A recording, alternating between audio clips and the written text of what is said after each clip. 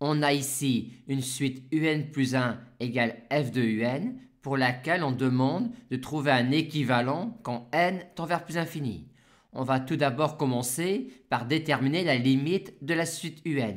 On voit tout de suite que la suite un est croissante et elle ne peut pas converger vers un réel grand L, sinon on aurait L égale L plus exponentielle moins L, à savoir exponentielle moins L égale 0. On a donc une suite croissante qui ne peut pas converger vers un réel, par conséquent, un tend vers plus infini. Et maintenant, classiquement, pour ce genre de suite, on va utiliser une conséquence du théorème de Césareux pour déterminer un équivalent de un. Et comme un tend vers plus infini, pour étudier la limite de cette quantité-là quand n tend vers plus infini, on va s'intéresser à la limite de cette quantité-là quand x tend vers plus infini. Pour cela, on effectue un développement asymptotique de cette quantité-là pour en avoir un équivalent. Et là, on est dans un premier temps déçu dans la mesure où il est impossible de trouver une puissance alpha telle que cette quantité-là tende vers un réel fini non nul. En effet, quel que soit le réel alpha non nul que l'on puisse prendre, cette quantité-là tendra vers 0 quand x tend vers plus infini. Mais la propriété qui est ici est valide quelle que soit la limite grand L. On a simplement mis ici L non nul pour, à partir de cela, pouvoir en déduire un équivalent de un à la puissance alpha.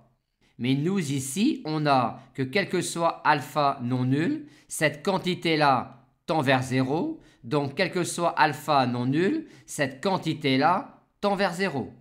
On a donc un négligeable par rapport à n, par rapport à racine carrée de n, et ainsi de suite.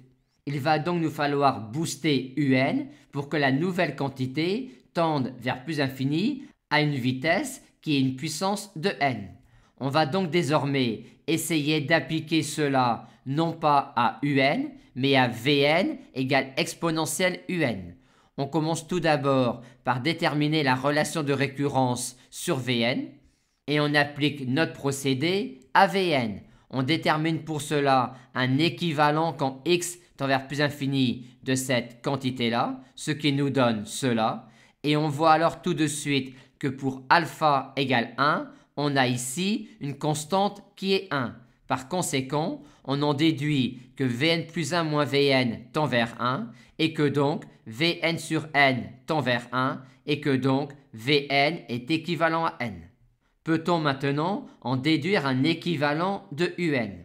C'est une horreur en général de composer extérieurement un équivalent, mais on le peut avec le ln quand la quantité à l'intérieur tend vers 0 ou tend vers l'infini.